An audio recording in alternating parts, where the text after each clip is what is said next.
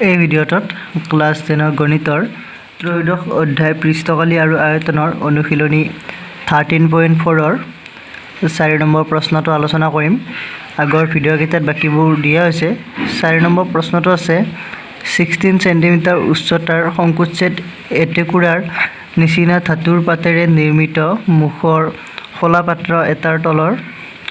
আৰু ওপৰৰ ভূমি ব্যাসাৰ্ধ ক্ৰমে 8 সেন্টিমিটাৰ আৰু 20 সেন্টিমিটাৰ। প্ৰতি লিটাৰত 20 টকা দৰত লোৱা গাখীৰেৰে পাত্ৰটো পূৰ্ণ কৰিবলৈ কিমান খৰচ পৰিব নিৰ্ণয় কৰা। পাত্ৰটো নিৰ্মাণ কৰোঁতে ব্যৱহাৰ কৰা ধাতুৰ পাতৰ খৰচ উলিওৱা যদি ইয়াৰ দাম প্ৰতি 100 বৰ্গ সেন্টিমিটাৰত 8 টকা পাই ইকুৱেল টু 3.14 লোৱা। এইখিনি নিশ্চয় প্ৰশ্নটো বুজি পালা। এতিয়া চাবা,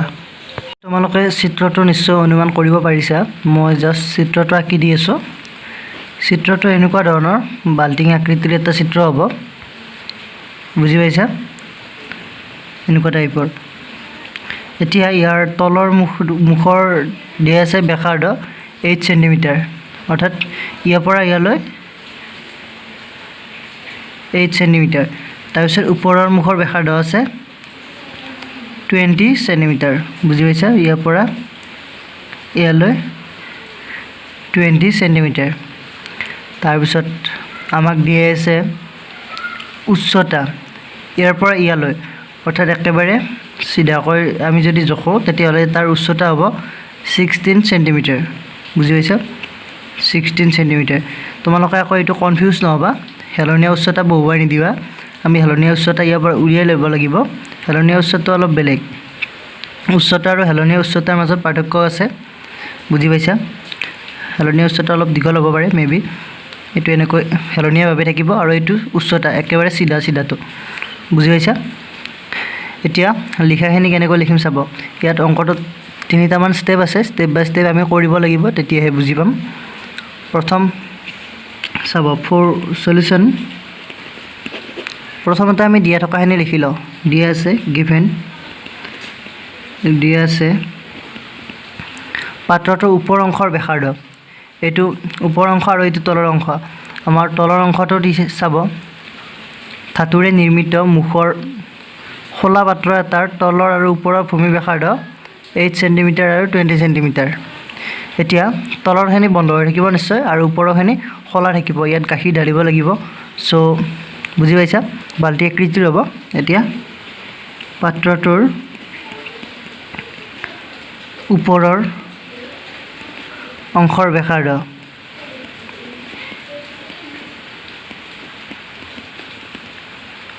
R1 R2 ইউজ কৰিম, দুটা ব্যাসাৰ্ধ পাম আমি। চ' R1 ইকুৱেল টু 20 সেন্টিমিটাৰ। এতিয়া নেক্সট আৰু তলৰ অংশ এতিয়া চাম। তলৰ অংশৰ ব্যাসাৰ্ধ এইটো হ'ব, এইটোক R2 ব্যৱহাৰ কৰিম। R2 ইকুৱেল টু 8 সেন্টিমিটাৰ, বুজি পালা? এতিয়া H দিয়া আছে পাত্ৰটোৰ উচ্চতা সংকোচিতটোৰ, আৰু উচ্চতা H ইকুৱেল টু 16 সেন্টিমিটাৰ, সেইটো আমাক দিয়া আছে। এতিয়া আমি R1 জানো, R2 জানো, H জানো, তাৰ পৰা আমি হেলনীয়া উচ্চতা অৰ্থাৎ L2 উলিয়াই ল'ব পাৰিম। L উলিওৱা সূত্ৰ এটা আছে, তোমালোকে নিশ্চয় পাইছা বা চাই ল'বা, কিতাপত দিয়া আছে শেষৰ ফালে। এতেকে হেলনীয়া উচ্চতা, আমি এইখিনি যিটো ডিটেইলছ আছে সেই ডিটেইলছৰ পৰা এইটো উলিয়াই ল'ম। হেলনীয়া উচ্চতা L equal to √/h² plus R1 minus R2 whole square, বুজি পাইছা? H মানে 16 স্কুৱেৰ কৰিলে তোমালোকক মই এইটো একেবাৰে কৰি দিম, তোমালোকে এইখিনি নিশ্চয় বুজি পাবা বা পাবা বুলি আশা কৰিছোঁ। তোমালোকে যদি একেবাৰতে কৰিব নোৱাৰা, কৰিলে অলপ অসুবিধা লাগে, তেতিয়াহ'লে ষ্টেপ বাই ষ্টেপ কৰি যাবা। মই এইটো একেবাৰে পাতি দিছোঁ। 16 square means 256 plus R1 minus R2। এতিয়া এইটো মই ছাইডত কৰি দিম। R1 minus R2 means 20 minus 8, 20 minus 8 কৰিলে 12 হ'ব, অৰ্থাৎ 12 স্কুৱেৰ মিনছ 144, 144 হ'ব। এতিয়া আকৌ এই দুটা যোগ কৰিব লাগিব। 6 4 10 0 7 গ'লে 5 4 9 1 10 0 7 গ'লে 2 একে 3 4 √400 2 স্কয়ার মানে 4 অর্থাৎ L ৰ মান পালো আমি 20 সেন্টিমিটাৰ আছিল ভিতৰত সেন্টিমিটার স্কয়ার হ'ব মই যদি সেন্টিমিটার এইটো এনেকৈ হ'ব ইয়াত সেন্টিমিটার হৈ যাব বুজি পাইছা একেবাৰে শেষত তোমালোকে দি লবা মই এফালৰ পৰা দি থকা নাই এতিয়া আমাক প্ৰথম যেটো আছে সেইটো সুধিছে প্ৰতি লিটাৰত 20 টকা দৰত লোৱা গাখীৰেৰে পাত্ৰটো পূৰ্ণ কৰিবলৈ কিমান খৰচ পৰিব নিৰ্ণয় কৰা অৰ্থাৎ প্ৰতি লিটাৰত 20 টকা দৰত গাখীৰৰ দাম দিয়া আছে প্ৰতি লিটাৰ 1 লিটাৰত 20 টকা এতিয়া তাৰ বাবে আমি প্ৰথমতে এই পাত্ৰটোৰ আয়তন উলিয়াব লাগিব আয়তন জনাৰ পিছত আমি তাৰ বুজি পাইছা এই লিটাৰ কিমান লিটাৰ ধৰে হেতু উলিয়াব পাৰিম সো প্ৰথমতে ইয়াৰ আয়তন উলিয়াব লাগিব আৰু ইয়াৰ পাত্ৰটোৰ যিখিনি আয়তন সেইখিনিয়ে ইয়াত গাখীৰ বা যিকোনো বস্তু ধৰিব গাখীৰ পানী আমি যি দিও হেতু ধৰিব ইয়াৰ যিখিনি আয়তন অৰ্থাৎ ধাৰণ ক্ষমতা হেতু তোমালোকে পাইছা এতেকে এতিয়া তাৰ আয়তন উলিয়াম এইটো পাত্ৰটোৰ আয়তন তোমালোকে গাখীৰৰ পৰিমাণ বুলি একেবাৰে কৈ দিব পাৰিবা মই জাস্ট কনফিউজ নহবৰ বাবে একেবাৰে স্টেপ বাই স্টেপ কৰি দিম অলপ দীঘল হ'ব পাৰে তোমালোকে যদি কিছুমান স্টেপ এভয়েড কৰিব পাৰা তেতিয়া হলে তোমালোকে লিখিবা এভয়েড কৰি কিন্তু কিছুমান বস্তু ইয়াত থাকিব লাগিব এতে পাত্ৰটোৰ ধাৰণ ক্ষমতা মিন্স আয়তন ইকুৱেল টু সূত্ৰ মনত আছে নিশ্চয় 1/3 পাই h r1 square plus r2 square plus r1 into r2 so 1/3 পাইৰ মান আমাক 3.14 লব দিছে হেতু তোমালোকে শেষত দিয়া আছে প্ৰশ্নটোৰ চাই লবা h দিয়া আছে উচ্চতা 16 সেন্টিমিটাৰ তাৰ পিছত সেন্টিমিটাৰ দিব না লাগে এটো আয়তন উলিয়াইছো সো একেবাৰে শেষত সেন্টিমিটাৰ কিউব দি দিলে হল r1 স্কয়াৰ অৰ্থাৎ r1 এটো আছিল 20 স্কয়াৰ অৰ্থাৎ 400 plus r2 square h square অৰ্থাৎ 64 r1 ইনটু r2 20 ইনটু 8 আর দুগুণ 16 160 হ'ব 160 বুজি পাইছা এতিয়া নেক্সট 1/3 টু ৰাখিলো সেম 3.14 16 ইনটু এখানে যোগ কৰো যোগ কৰিলে 04 সো 4 6 से 12 2 হাতে গলে 4 একে 5 একে 6 624 নেক্সট 3.14 ইনটু 16 ইনটু 3 ৰে এটো ঘৰন যাব 3 দুগুণ 6 সো 0 বাৰ যাব 3 2 ঘৰন না যায় 24 আছে 3 8 গুণ 24 208 এতিয়া 208 আৰু 16 পূৰণ কৰিম আমি 208 ইনটু 16 পূৰণটো তোমালোকে কৰি লবা মই এটো আৰু দেখুৱাই নাথাকো ইকুৱেল টু 3.14 ইনটু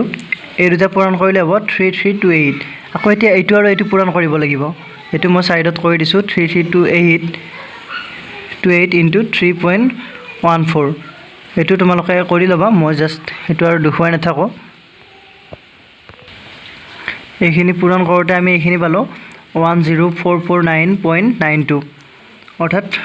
ইয়াত 10449.92 সেন্টিমিটাৰ কিউব হ'ব নিশ্চয় বুজি পাইছা এতিয়া এইটোক আমি লিটাৰলৈ কনভাৰ্ট কৰিব লাগিব কনভাৰ্ট কৰাটো এটো প্ৰয়োজন কাৰণ চাবা ইয়াত আছে আমাক দিয়া আছে 1 লিটাৰ প্ৰতি লিটাৰ গাখীৰৰ দাম 20 টকা অৰ্থাৎ 1 লিটাৰ গাখীৰৰ দাম 20 টকা হলে আমি ইয়াৰ আয়তন পালো এইখিনি এতিয়া সেন্টিমিটাৰ কিউবৰ পৰা লিটাৰত নিলিহে আমি তাৰ যেটো গাখীৰৰ মূল্য আমাক যেটো উলিয়াব দিছিলে পাত্ৰটো পূৰ্ণ কৰিবলৈ কিমান খৰচ পৰিব হেতু আমি উলিয়াব পাৰিম বুজি পাইছা সেন্টিমিটাৰ কিউবত আমাক দিয়া নাই উত্তৰটো সৰি যেটো আমাক ডাটাটো দিয়া নাই সেইভাবে আমাক যদি দিলে হেতেন 1 সেন্টিমিটাৰ কিউবত 20 টকা তেনেকুৱা ধৰণৰ বুজি পাইছা কি ক'বলৈ গৈছো তোমালোকে জানা এনে যেবিলাক পনিয়া বস্তু এবিলাক আমি সাধাৰণতে লিটাৰত জখো পানী বটল এবিলাক কিনিলে তোমালোকে গম পোৱা 1 litre half litre 2 litre so সেইভাবে হেতু ডিটেইলছ আমাক লিটাৰত দিয়া আছে আমি এটুক লিটাৰত উলিয়াই ল'ব লাগিব এতিয়া তোমালোকে চাবা 1 সেন্টিমিটাৰ কিউব ইকুৱেল টু আমি জানো 1000 লিটাৰ সৰি 1 লিটাৰ ইকুৱেল টু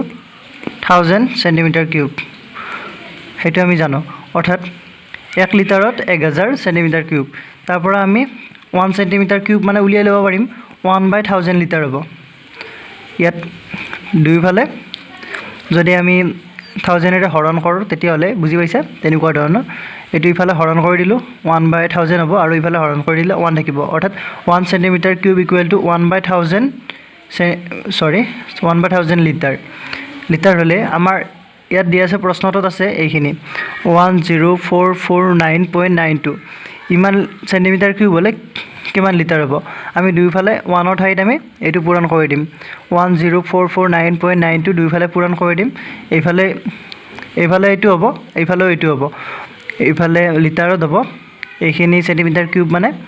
10449.92/1000 লিটাৰ হ'ব বুজি পাইছা কৰিলে আৰু ভালদৰে বুজি পাবা এটাকে একেবাৰে লিখি দিওঁ গাখীৰৰ পৰিমাণ বুলি এটা অৰ্থাৎ এইটোত আয়তন এইখিনি পালো এইখিনি হ'ব গাখীৰৰ পৰিমাণ এতিয়া গাখীৰৰ পৰিমাণটো ইয়াত আমি cm³ পালো সেইটো আমি লিটাৰলৈ কনভাৰ্ট কৰিব লাগিব মই লিটাৰলৈ কনভাৰ্ট কৰি লওঁ আৰু একেবাৰে লাইনটো লিখি দিওঁ এটাকে গাখীৰৰ পৰিমাণ বুজি পাইছা পৰিমাণ = চাবা আমি এইখিনি পাইছোঁ গাখীৰৰ পৰিমাণ 10449.92 cm³ এইখিনি আমি এতিয়া লিটাৰত কনভাৰ্ট কৰিম লিটাৰত কনভাৰ্ট কৰিলে 1000 হৰণ কৰিব লাগিব বুজি পাইছা 10449.92/1000 লিটাৰ হ'ব এইটো cm³ লিটাৰ হৈ যাব বুজি পাইছা এতিয়া চাবা এইটো যদি ওপৰলৈ লৈ যাওঁ 10 to the power -3 হ'ব আৰু এইটো তোমালোকে জানাই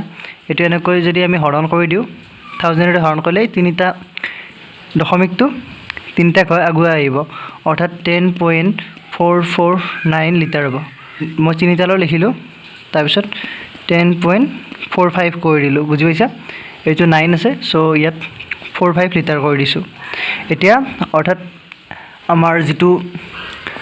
পাত্ৰ দিয়া আছিল এই পাত্ৰটোত 10.45 লিটাৰ গাখীৰ ধৰিব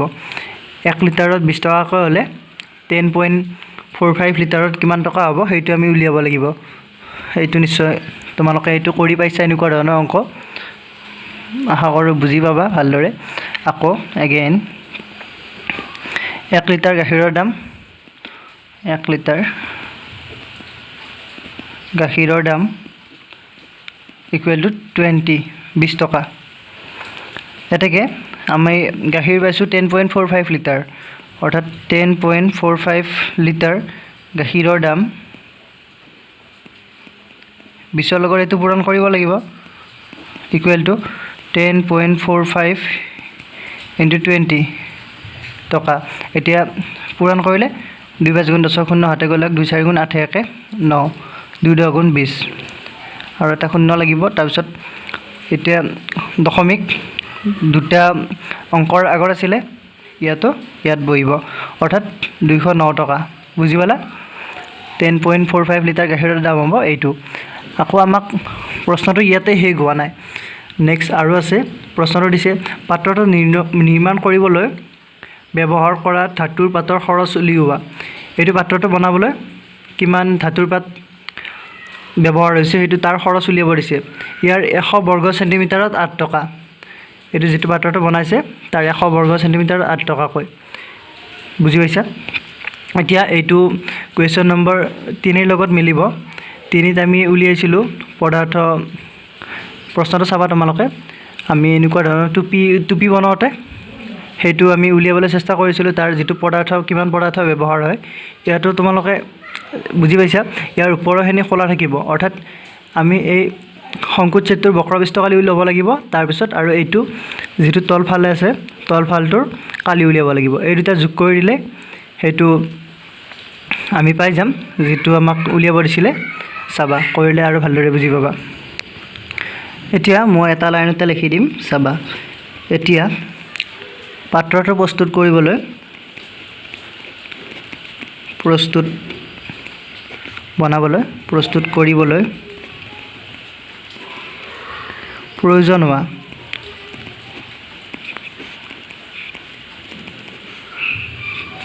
হোৱা ধাতুৰ পাতৰ পৰিমাণ